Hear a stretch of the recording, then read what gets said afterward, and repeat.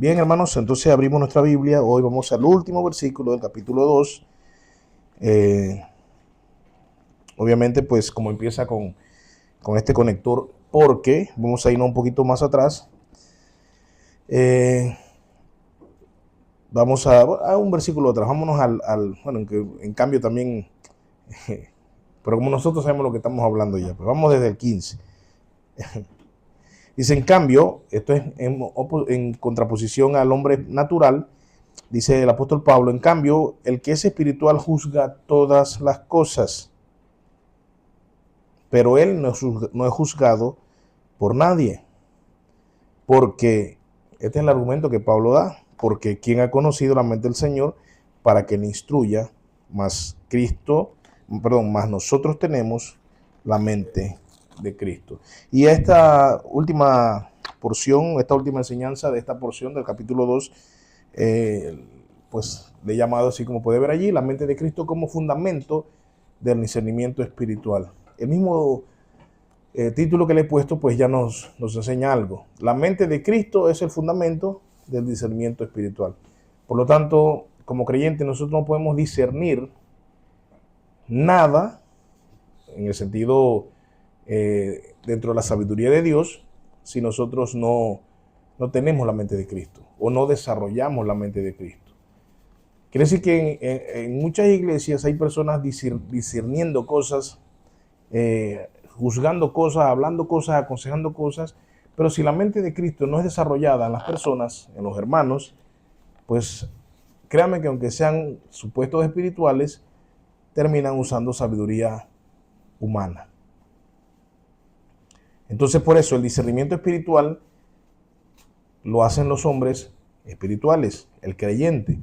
Pero el creyente, para que pueda hacer un buen discernimiento, tiene que tener la mente de Cristo. ¿Estamos claros en eso? Eso quiero que quede claro de salida. Por eso es que ustedes quedan aún dentro de la iglesia, y no solo de esta iglesia, de toda la iglesia a la que usted ha asistido, o todas donde han ido ustedes, ven que hay diferentes tipos de discernimientos. Y usted pide un consejo a un hermano bíblico y le sale con uno, y le pide un consejo bíblico a otro hermano y le sale con otro, y al fin tiene 4 consejos, 5 consejos diferentes. Pues algunos no están discerniendo espiritualmente, porque algunos que son cristianos y van a la iglesia por años, se sientan en una banca por años o participan en un ministerio por años, ellos creen que ya disciernen espiritualmente correctamente. Sin embargo, si no tienen la mente de Cristo, el discernimiento está equivocado. Puede estar equivocado muchas veces. Y noten que Pablo dice, en cambio que el espiritual juzga todas las cosas, el que es espiritual juzga todas las cosas, pero él no es juzgado por nadie. Porque y noten aquí, quién ha conocido la mente del Señor para que le instruya. Y ahí entonces vemos que obviamente el hombre natural no sabe de las cosas de Dios. Y cuando el hombre natural rechaza al hombre que es inspirado, que es el espiritual, realmente lo que está diciendo es que es más inteligente que Dios mismo. De hecho, es algo con lo que usted va a toparse cada rato. Hay gente que porque usted cree en Dios lo va a querer denigrar. Va a querer decir que usted es bruto, que usted no ha leído, que usted es un inculto, por eso cree en Dios. Porque él rechaza eso naturalmente. Sin embargo, pues, como en el caso del pueblo, cuando quería el rey, no era un insulto a Samuel, sino un insulto al Dios mismo, como el mismo Señor le dice a Samuel. No te han desechado a ti, sino me han desechado a mí. Cuando la gente le dice que usted es bruto, o cuando usted dice tú eres ignorante, está creyendo en Dios en pleno siglo XXI, tú lo que le tienes que decir es, o bueno, no tienes que decir nada realmente, nada más tienes que pensar para ti y decir, bueno, es que eres un hombre natural y no entiendes las cosas espiritualmente. Y la ofensa no es hacia mí, sino que tú crees que eres más sabio que Dios y eso demuestra tu propia ignorancia. Repito, no es para que se lo diga, no para que usted diga tú eres un ignorante, no, sino para que entiendas lo que pasa cuando unas personas te pueden hablar así. Y mire que Pablo hace una pregunta retórica basándose en Isaías, que es la siguiente: ¿quién conoció la mente del Señor? Que es como dije, el argumento que Pablo usa para decir que el creyente juzga todas las cosas, pero él no es juzgado por nadie. Y él dice, porque, ese es el argumento, porque, o la explicación, ¿no? ¿Quién conoció la mente del Señor para que pueda instruirle? Obviamente la respuesta a esa pregunta, ¿cuál es? Nadie. Nadie. Entonces, como nadie, por eso dije una pregunta retórica que ya la respuesta sabemos que se muestra evidentemente, nadie. Entonces, como nadie, escuche esto, como nadie puede enseñar o corregir a Dios, tampoco puede nadie evaluar o cuestionar a quien ha recibido su revelación directa. En otras palabras, Pablo está diciendo, el hombre espiritual discierne todo y nadie lo puede discernir a él. Nadie natural lo puede discernir a él. Porque como nadie puede conocer a Dios ni darle consejos, obviamente tampoco puede discernir al hombre espiritual porque él recibe directamente el consejo de Dios y la sabiduría de Dios. Ahora sí, más entendible. O sea, cuando Pablo dice esto, no es que sale como raro, como usted puede decir a simple vista, dice, ¿por qué Pablo dice que ha conocido, si está hablando del hombre espiritual, dice que ha conocido la mente del Señor? Pues no es descabellado, sino que nos falta entender que lo que Pablo está diciendo es que el hombre espiritual recibe la revelación directa de Dios, como dice en el versículo, ahí mismo en el mismo capítulo, el versículo 10. Pero Dios nos las reveló por medio del Espíritu, porque el Espíritu todo lo escudriña. Entonces el Espíritu, que todo lo escudriña, nos revela a nosotros la sabiduría de Dios. Dice A.T. Robertson, me gustó mucho esta frase de A.T. Robertson. Dice, hay una gran lección para los cristianos, y la quise poner porque a veces nosotros cristianos latinos y acomplejados, pues a veces por eso el mundo se burla de nosotros y nosotros caemos en su jueguito. Pero espero que hoy con las palabras de A.T. Robertson usted se anime. Hay una gran lección para los cristianos. Él dice una cuestión ahí, pero para no hacerlo tan largo, lo resumí. Hombres dotados intelectualmente, no los cristianos, estoy hablando de los seculares, hombres dotados intelectualmente, pero que ignoran las cosas de Cristo, hablan erudita y desdeñosamente de cosas de las que nada saben. Y mira lo que dice Robertson, el hombre espiritual es superior a todo este falso conocimiento.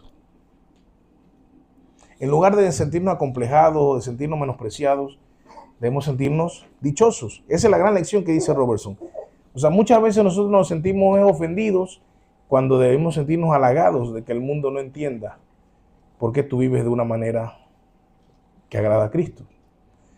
O sea, cuando tú haces las cosas que son de Dios, cuando tú actúas como hijo de Dios, cuando tu vivir cristiano es de acuerdo a la sabiduría de Dios y el mundo te critica, no te sientas rechazado, no te sientas apartado, no te sientas marginado, siéntete dichoso. Por eso dice Robertson, hay una gran lección aquí para los cristianos. Para que no te sientas así, sino que te sientas dichoso. Porque todos esos que hablan de la vida, inclusive, y que pueden decir, yo tengo un conocido que de muchos años, que hay una cosa que siempre nos molesta a mi grupo más cercano de esta persona, es que siempre tiene lo que decir y siempre lo que tú hagas, sea lo que sea, siempre te va a decir, mira, yo te voy a decir una cosa, lo que tú debes hacer es.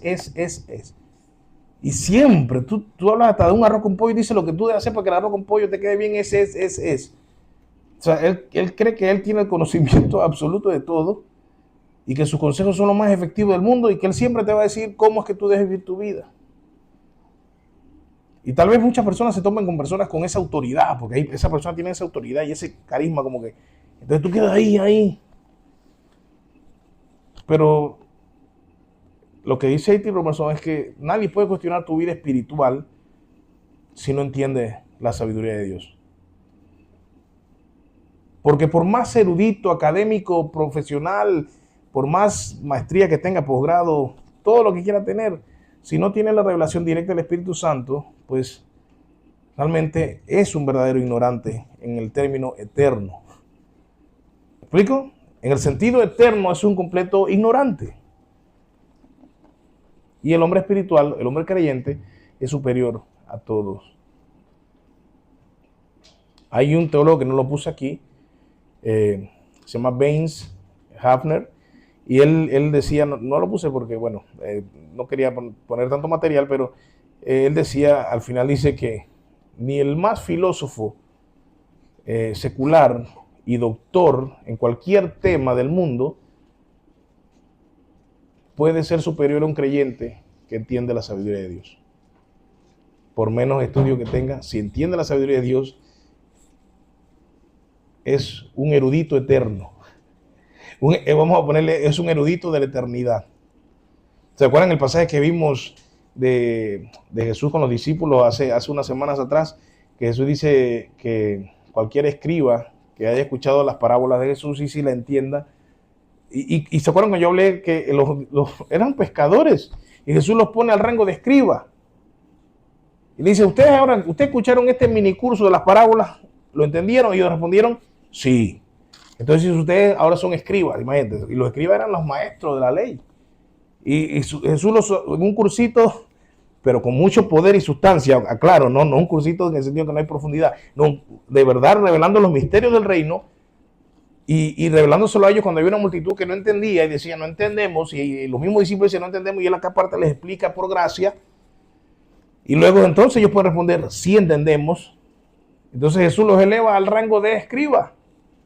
Y luego, ¿se acuerdan que yo les dije que Jesús les dice, bueno, estos son los que tienen la autoridad para hablar del reino? Eso tiene conexión con esto. O sea, el inconverso, por más académico que sea, no entenderá las cosas del reino a menos que el Espíritu le revele. Entonces, ¿cuántos son dichosos aquí? A menos que usted ande como hombre natural, pues usted no va a sentir la dicha porque usted anda como hombre natural y usted no entiende tampoco. De hecho, que usted esté tan apático, esto que yo acabo de decir, revela que usted anda más natural que espiritual. Porque si usted está espiritual, usted dice, wow, sí, claro, son tremendos. Y yo sé, con razón yo veo que esto está mal y la gente me dice que esto está bien, cuando realmente la Biblia me enseña que esto está mal y yo sí veo que está mal, pero ellos siguen pensando que está bien. A menos que usted sabe lo que usted sigue viendo esa cosa que está mal como bien. Como el natural.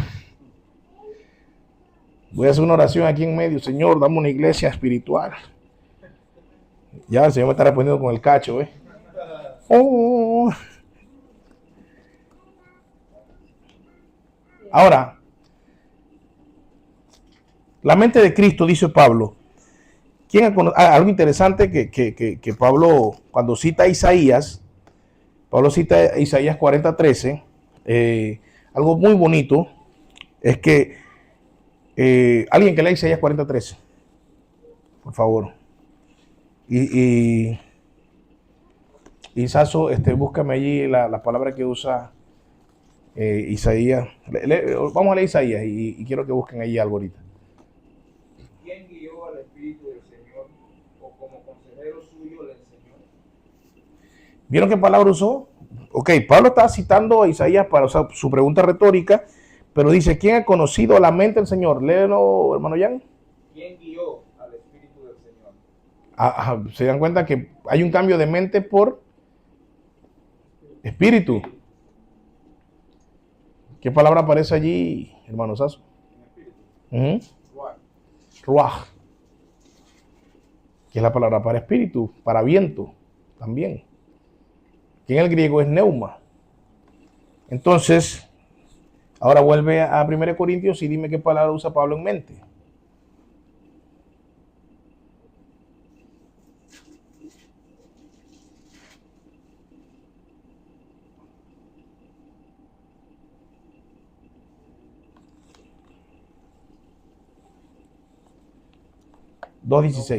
Nous, que es mente.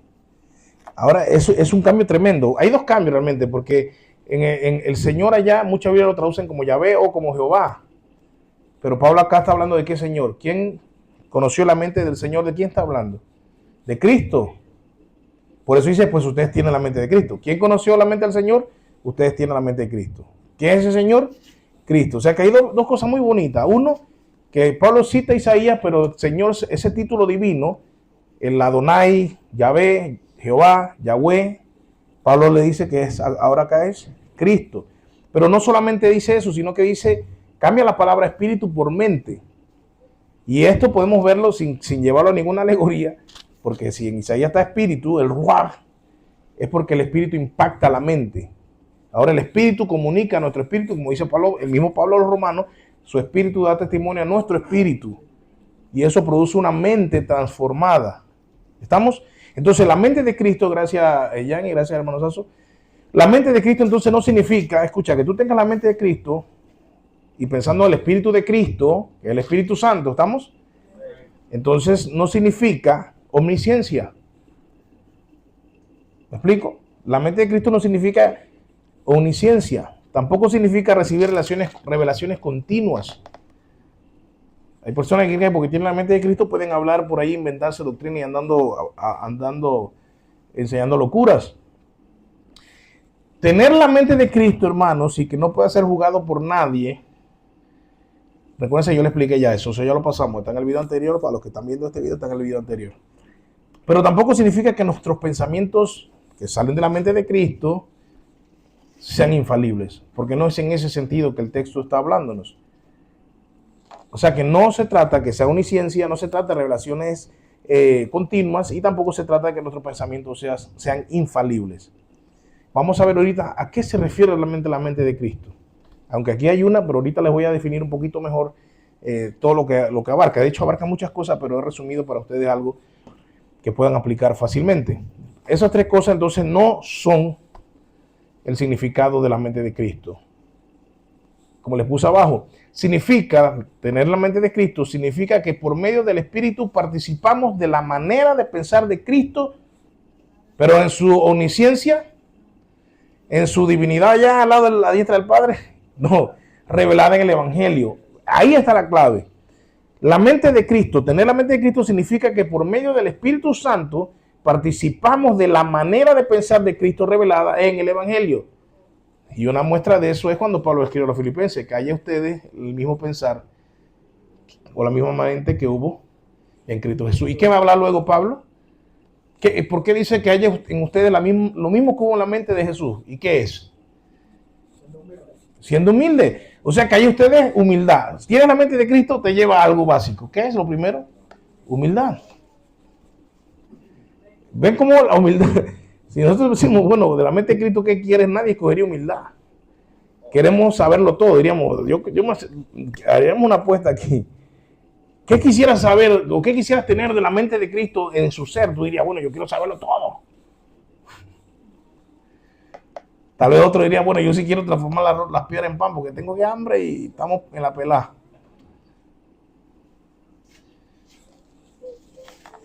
Pero por eso Pablo mismo nos dice, por medio de la carta a los Filipenses, que haya en ustedes el mismo pensar, el mismo sentir, la misma mente que hubo en Cristo Jesús. Y ahí luego empieza a desplegar toda una enseñanza sobre la humildad, sobre poner al otro por encima de nosotros mismos, sobre no hacer nada, ¿por qué? Por vanagloria, nada por contienda. Entonces, en otras palabras, ya usted puede ver que si usted está haciendo las cosas por vanagloria, usted no está haciéndolo con la mente de Cristo.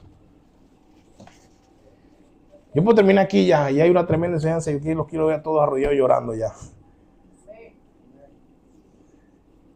Pero tampoco significa que cuando tú haces las cosas por contienda, también estás mostrando que no tienes la mente de Cristo. Y cuando haces las cosas en arrogancia y sin humildad, pues tampoco tienes la mente de Cristo. Así que grábate esto, es que por medio del Espíritu participamos de la manera de pensar de Cristo revelada, ese pensamiento que se revela en el Evangelio. ¿Qué hizo Cristo en el Evangelio? Se dio Él a sí mismo por todos nosotros. Entonces, ¿cómo yo tengo la mente de Cristo? Si yo también me sacrifico por mis hermanos.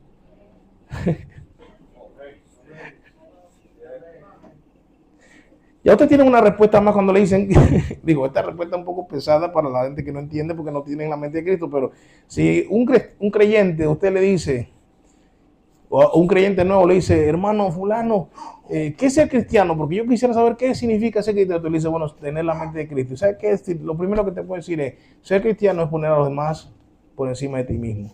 Y ser cristiano es dar tu vida por los demás. Entonces, así, wow, eso es ser cristiano, estás loco. Y tú le dices, sí, yo sé que estás loco. Para el que se pierde es locura. Acabas de decir algo bíblico.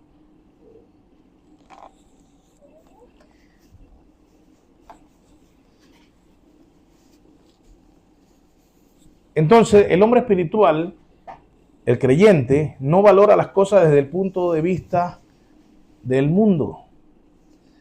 Y es muy triste ver que muchas iglesias tienen parámetros mundanos para todo lo que hacen.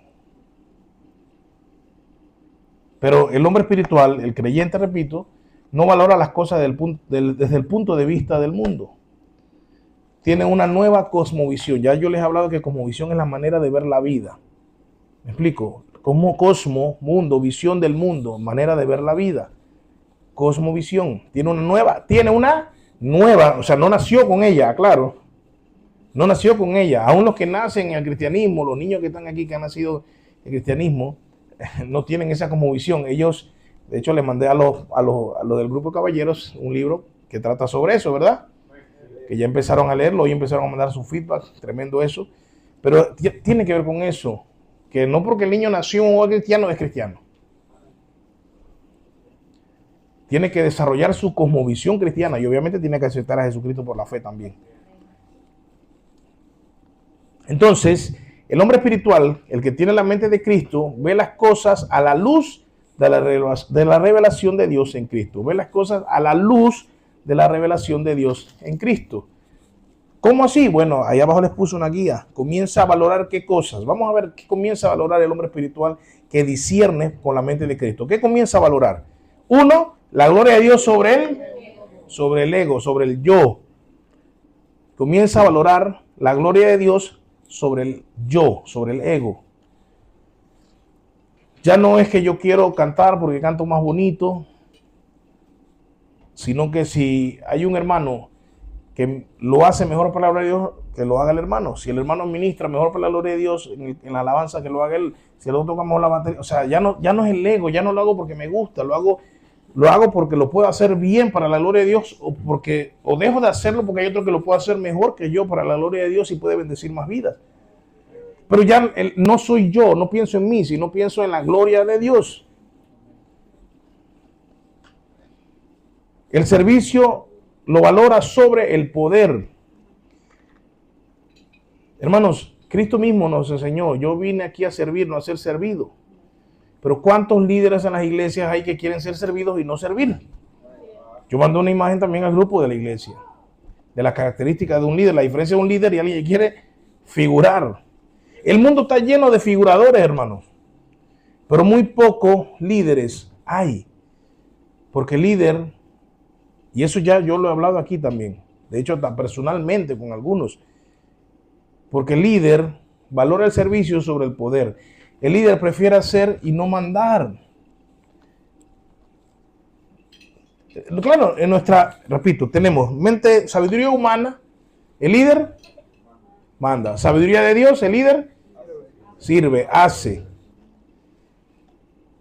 Sabiduría humana, el líder obliga. Sabiduría de Dios, el líder inspira. Persuade, claro, persuade. Inspira, persuade, anima.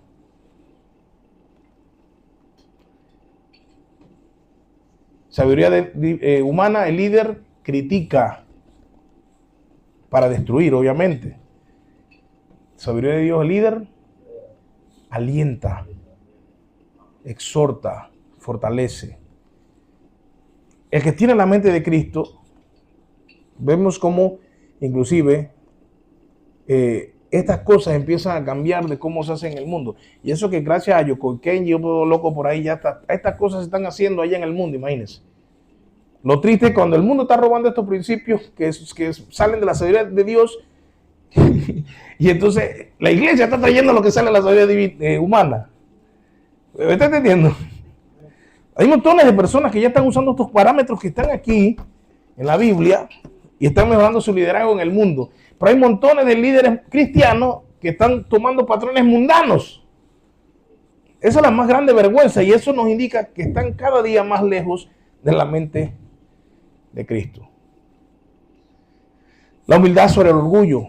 El que tiene la mente de Cristo valora la humildad sobre el orgullo. El que tiene la mente de Cristo valora la cruz sobre la autosuficiencia. Aquí quiero tener un momentito para explicarles qué significa esto. Porque el que tiene la mente de Cristo valora lo que Cristo ha hecho por nosotros, no lo que yo hago para salvarme. Y aunque hablamos de la doctrina de la gracia, hay muchos cristianos, cuando te sientes triste porque fallaste, créeme, dices, yo estoy triste porque fallé, y empiezas a darte con el látigo ahí, yo y mi maldito yo. Tú no estás teniendo la mente de Cristo, porque la mente de Cristo te conduce a la cruz en búsqueda de perdón. Autosuficiencia, mira, autosuficiencia para que entiendan, hermanos, y lo digo en esta iglesia que es de corte reformado y que usted no anda luchando supuestamente con el legalismo, ¿no? Pero te voy a decir, ¿cuándo tú vas a detectar tu autosuficiencia? Cuando no vas a la cruz, aunque no digas de que yo puedo salvar a mí. Si tú no vas a la cruz cuando pecas, estás demostrando tu suficiencia. Y es una manera sutil en que se mete la autosuficiencia. Hermano, cada vez que pecas, ve que hay una fuente grande de perdón. Hay una fuente inagotable de perdón. ¿Se acuerdan cómo dice Isaías? Vengan a la fuente y beban. Hay paz y perdón para todos. Hay provisión. Pero obviamente eso cuando tenemos la mente de Cristo, es que nosotros valoramos la cruz sobre la autosuficiencia. Así que ahí puedes examinarte qué tanto estás llenándote tu mente de Cristo y haciendo que tu mente sea como la mente de Cristo, o qué tan escaso está Cristo en tu mente, de manera que tu mente está actuando más como un hombre natural, llevándote a actuar como un hombre natural y no como un hombre espiritual. Aquí puse dos cosas, no puse imágenes porque eran frases muy chiquitas, pero son dos cosas que dicen tremendamente estos dos teólogos. Pero antes de eso, el creyente participa de la manera de pensar de Cristo y adquiere por el Espíritu Santo la capacidad de discernir las realidades espirituales conforme a la sabiduría de Dios. Repito, el creyente participa de la manera de pensar de Cristo y adquiere, porque no es una cosa que nace en nosotros, sino que por el Espíritu Santo, como ya leímos en el 2:10, adquiere la capacidad de discernir las realidades espirituales conforme a la sabiduría de Dios. Me gusta lo que dice Carleton Top. Dice Carleton Top, dice, ¿por qué, después de algo así, puedes preguntarte, ¿por qué, pues, el que está bien informado, el hombre espiritual, no hablo de las noticias, ¿no? Hablo del hombre espiritual, es el que está informado en las cosas de Dios debe escuchar al ignorante? ¿Y a ignorante en qué sentido? O sea, al hombre natural. Y puse esta frase o esta pregunta, mejor dicho, que hace de una forma aplicativa Carleton Top, porque cuando lo leí dije, wow, mi iglesia. Sí, hermano, yo predico para ustedes. Bueno, para ustedes que me están viendo, no, pero si Dios usa esto, Dios se bendiga, qué bueno. Porque creo que también para ustedes también es. ¿Por qué, pues, el que está bien informado en las cosas de Dios debe escuchar al ignorante? Y ya yo lo dije en una de mis enseñanzas atrás, yo lo dije. A veces te pasa algo y buscas consejo en el vecino que no sabe nada de Dios. Piensa en los últimos 10 consejos, aquí iglesia, piensa en los últimos 10 consejos que usted ha pedido.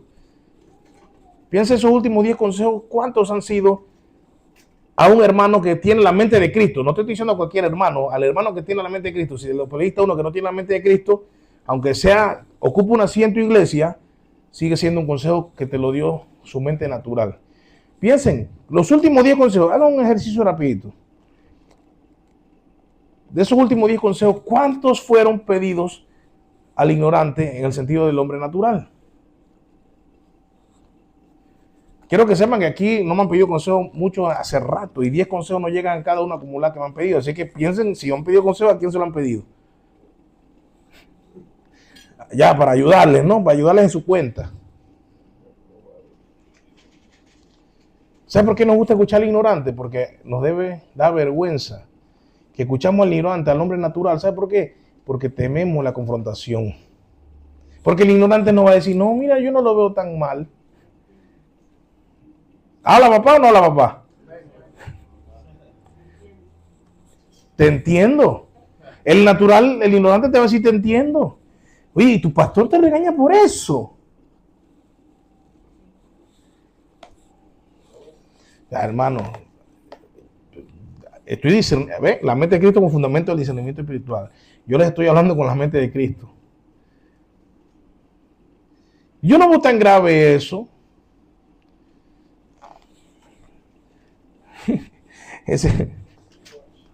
Mira, esa es una de las acusaciones que más le hacen a mi esposa. Yo creo que ese sí siempre exagera, pero no es tan malo. Amén o no amén, amén o no amén. Yo quiero que empiece a decir nombre. Me arrebato y empiezo a decir nombre en la cámara, para que se enteren lo que nos ven. Díganme, porque si no me arrebato.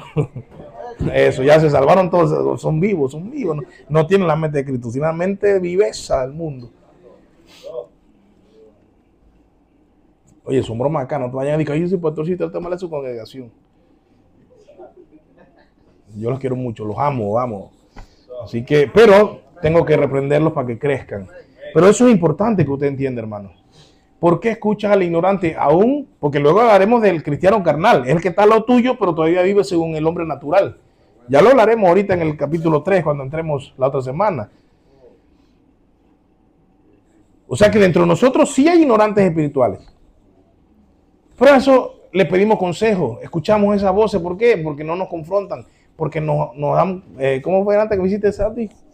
¿Verdad? Porque me da palmadita, porque me mangonguea, porque me hace sentir que yo no estoy solo en el pecado, o solo en el pecado, o que Dios no me va a castigar, porque si me castiga a mí, nos castiga a 3.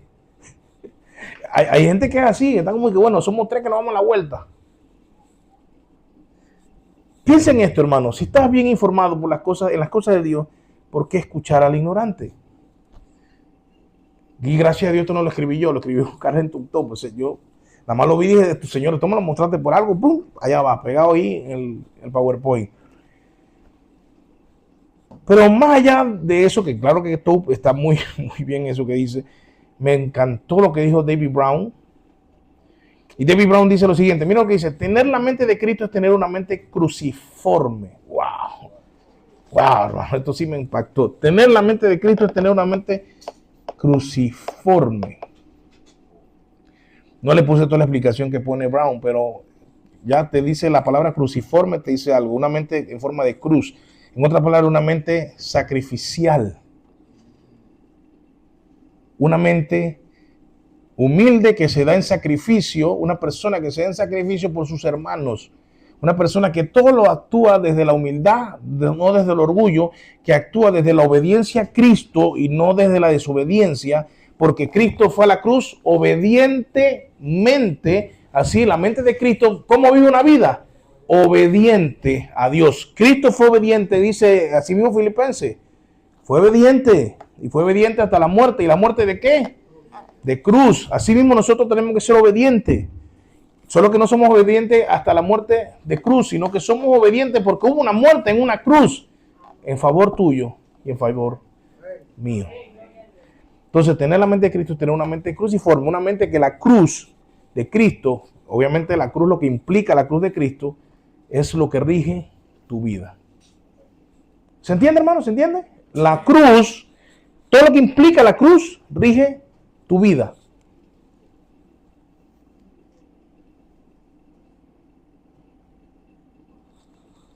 Y ya yo la vez pasada dije también, por ejemplo, del perdón. La cruz. En la cruz vimos perdón, o resentimiento, o rencor. Vimos perdón. En la cruz vimos frustración, o vimos esperanza. En la cruz vimos libertad o esclavitud. En la cruz vimos amor propio o amor a los demás. En la cruz vimos refunfuñadera y renegación, o vimos gozo en la tribulación fraternal.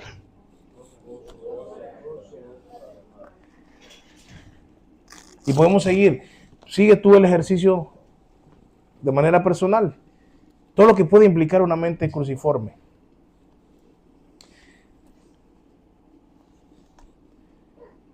Llegamos entonces a las aplicaciones. Miren, hoy temprano nos vamos, ¿vieron? Esta aplicación me gustó, la vi en la Biblia Miren, lo saqué de una Biblia pentecostal, bien, vean. La Biblia Plenitud. La primera parte. Dice, ¿estás pasando el tiempo suficiente con Cristo para tener su misma mente? Oh, ¿escucharon eso, hermanos? ¿Estás pasando el tiempo suficiente con Cristo para tener su misma mente? Porque obviamente no vas a tener la mente de Cristo si no pasas tiempo con Cristo.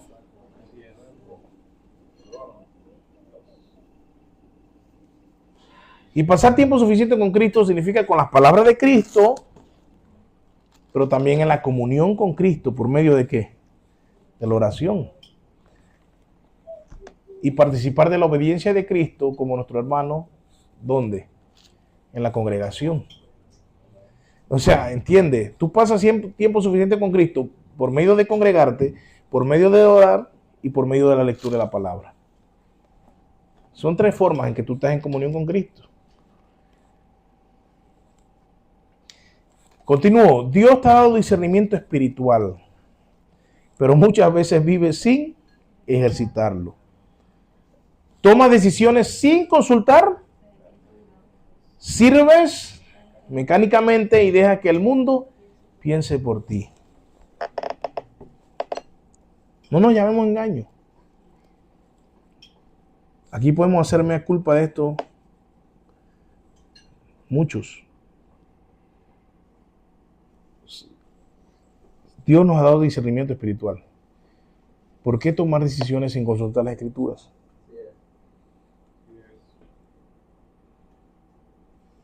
¿Y por qué dejas que el mundo piense por ti? Y otra cosa más, si tienes la mente de Cristo, ojo, si tienes la mente de Cristo, o sea, si eres creyente y tienes la mente de Cristo, pues, como consecuencia, ¿no? ¿Por qué evalúas el éxito, el sufrimiento, el ministerio o las personas con las mismas categorías que utiliza el mundo?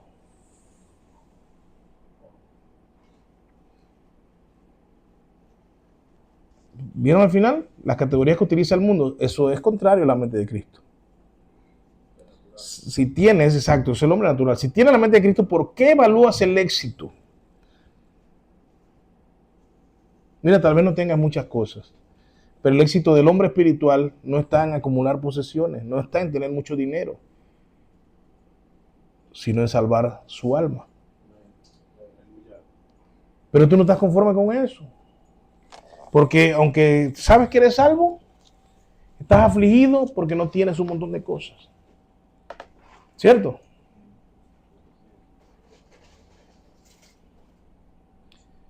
Y para mostrarte un ejemplo, obviamente yo quiero una casa propia. Yo estuve alquilando mucho tiempo. Ahora estoy de nuevo con la casa de mi mamá porque ahí es grande y cabemos y todo aquello. Y mi esposa anda buscando una casa. Pero yo le dije, mami, pues si no sale, no sale. Pues aquí están ellas, mi madre y mi esposa. Me ven a mí afligido por eso. Si no sale, no sale. Eso no me va a robar mi calma. ¿Qué Pablo, quieres la casa? Claro que sí. ¿En Boquete? Ah, claro. Claro. No la quiero allá. Es que en Boquete que la quiero. ¿Dónde se va el volcán? Sí, que donde se va el volcán cuando me estoy tomando mi taza de café. Claro que sí. Y mis croquetas a la francesa. Con mi croissant. Mi croissant. Bueno, para mí croissant.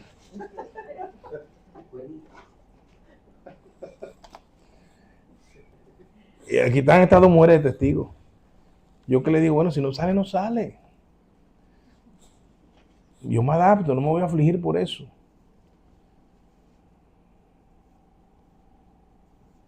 Claro, se pregunta, oye, ¿tú no tienes casa en Boquete? No, ay, no, que se están burlando de mí porque no tengo casa en Boquete. Hermano, el parámetro del mundo evalúa esas cosas, pero yo no necesito esa casa en Boquete. Mira, hay una persona que vino y construyó y vino, se revolvió el río y todo se lo destruyó. ¿Y dónde quedó todo eso? Y ahorita está en el extranjero porque ni siquiera está ahorita aquí. Pero, porque eso es así. Las cosas materiales Pero nosotros vivimos gobernados por las cosas materiales. Entonces, ¿por qué evaluamos el éxito en tener cuando el éxito es ser salvo? Ese es el verdadero éxito. El verdadero éxito es llegar a Cristo. Ese es el verdadero éxito. El verdadero éxito es que Cristo te haya escogido a ti. Ese es el verdadero éxito. El sufrimiento, como estuvimos orando, el sufrimiento, como estuvimos orando y estuve enseñándole según el Salmo, es para impíos y justos. Ambos van a sufrir, hermano. Todo hombre va a sufrir. Y eso no lo dijo antes de Jesús, lo dijo Buda. Buda resumió una frase que era esta: vivir es sufrir. Que no se asuste, pastor, está haciendo una Buda. Acuérdense que yo uso filosofía, sabiduría oriental y todo para que usted entienda el evangelio y su hermosura. Porque al fin el evangelio es la joya filosófica, literaria, intelectual, la más grande es el evangelio. Porque es la sabiduría de Dios. Y nada es más grande que la sabiduría de Dios. Pero vivir es sufrir, hermano, eso sí es verdad. Y todos vamos a sufrir. Entonces, el mundo como el sufrimiento, como el mal mayor. Pero ¿cómo ve el cristiano el sufrimiento? Él lo ve como una oportunidad de que Dios se glorifique. Lo ve como una oportunidad de que Dios actúe. Como dice Santiago, dice, dichosos son cuando sufran porque eso va a producir paciencia. Y se acuerdan lo que comentamos en el grupo de los caballeros, que esa paciencia y ese sufrimiento van a producir perfección. ¡Wow! ¿Cómo así? ¿Cómo así? Bueno, así lo dice la Biblia, porque en el conocimiento de Dios, en la sabiduría de Dios, el sufrimiento te acerca más a Dios. Dijo Charles Spurgeon también en una ocasión, dijo, si el sufrimiento que tienes te está llevando a doblar más tu rodilla, no es sufrimiento, sino una bendición. Porque con la mente de Cristo el sufrimiento adquiere otra connotación. ¿Duele? Sigue doliendo igual. La diferencia es que el mundo está sin consuelo, pero el creyente tiene un consuelo en el sufrimiento. Y créanme que eso sí hace diferencia. No es lo mismo el que sufre desconsolado sin Cristo que el que sufre con Cristo. Ahora tal vez usted diga, pastor, pero yo sufrí y me siento igual que el mundano, porque no tiene la mente de Cristo. Ese es el asunto. Si tú no tienes la mente de Cristo, no lo vas a valorar igual. Entonces tienes que desarrollar la mente de Cristo. El ministerio, por eso mucha gente sirve para hombres, porque no tiene la mente de Cristo. Cristo no sirvió, no hizo su ministerio para ser reconocido, sino para salvarte a ti y a mí y a toda la humanidad que salvó. Pero hay gente que evalúa el ministerio bajo parámetros exitosos. Mira, la iglesia tiene tantas personas. No, ya yo le he dicho que esta iglesia para muchos es un fracaso por la cantidad de personas que vienen aquí, pero cuidado, que el fracaso no es cuantitativo, sino cualitativo. O sea, aquí nosotros no importa si somos 30, 40, 50, sino cómo somos esos 30, 40, 50. Ese es el problema. Que ahorita estamos talaguacha igual también, pero bueno, vamos a... Tenemos esperanza que vamos a crecer, ¿verdad? Vamos También evaluamos a las personas según esos parámetros, hermanos. Así que tengamos cuidado, hermanos, de cómo evaluamos todas estas cosas, de que nuestra evaluación, nuestra forma de verlo, nuestra cosmovisión sea bajo la mente de Cristo. Cierro con una frase de un pastor ahí.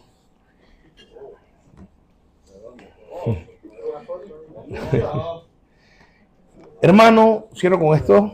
Hermano, Dios ya te dio ojos para ver la gloria de Cristo. Dios ya te dio ojos para ver la gloria de Cristo y una mente renovada por su Espíritu.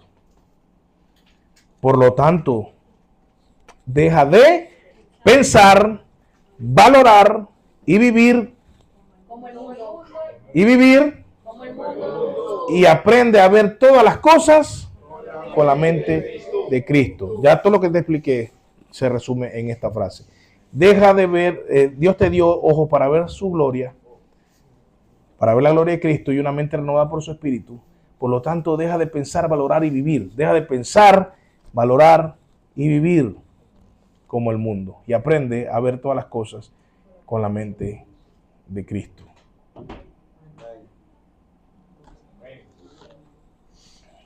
Vamos a orar y si alguno tiene una pregunta, pues con mucho gusto. Oremos. Amado Padre, te damos gracias por una vez más darnos una palabra tan poderosa. Gracias por dejarnos en esta carta a los Corintios un mensaje tan poderoso Un versículo con tanto significado, Señor, como en este en el que dices que tenemos la mente de Cristo. Wow, Señor, esto es algo impresionante. O sea, nosotros por la fe y por medio del Espíritu Santo tenemos la mente y la misma como visión que aquel hombre perfecto que caminó entre nosotros y que ahora está a la diestra del Padre. No es cualquier cosa, Señor. Es un gran privilegio que tú hayas decidido darnos tu mente, que tú hayas decidido mirarnos, porque deberíamos decir, como dijo el salmista, ¿quién es el hombre para que lo mires? ¿Y quién es el hijo del hombre para que pienses en él? ¿Y quiénes somos nosotros para que te dignes en mirarnos? Pero tú nos has bendecido, no solo salvándonos, no solo llamándonos y salvándonos, sino que encima mueres por nosotros, sufres por nosotros, nos das nueva vida. Tú mismo nos haces ver justos ante Dios. Tú mismo cargas nuestros pecados y nuestra culpa. Y con todo eso, además, nos das tu mente. Tu Espíritu Santo se encarga de enseñarnos las cosas que tú quieres que veamos como tú. Tu Espíritu Santo nos va enseñando cada día a tener tu mente. Gracias, Señor, porque nuestra mente está corrompida, dañada. Pero ayúdanos a ir dejando toda esa porquería que hay en nuestra mente y sustituyéndola por la gloria que hay en tu mente, por la bondad que hay en tu mente, por el amor que hay en tu mente, por el sacrificio que hay en tu mente, por la verdad que hay en tu mente, por la pasión que hay en tu mente, por la paciencia que hay en tu mente, por el discernimiento que tú nos otorgas por tener tu mente, por la humildad que hay en tu mente, por el servicio que hay en tu mente. Enséñanos cada día más para que desarrollemos tu mente y podamos actuar como tú actuaste. Solo así podremos hacer como dice el apóstol, que el que está en ti debe andar como tú anduviste. Porque solo podemos andar como tú cuando tenemos tu mente. Si nosotros seguimos en nuestra mente carnal, natural, jamás podremos andar como tú, porque solo se anda como tú cuando se tiene tu mente.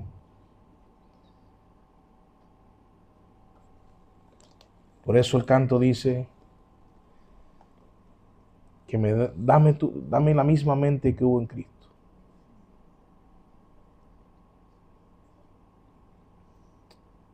Y haznos siervos para tu gloria.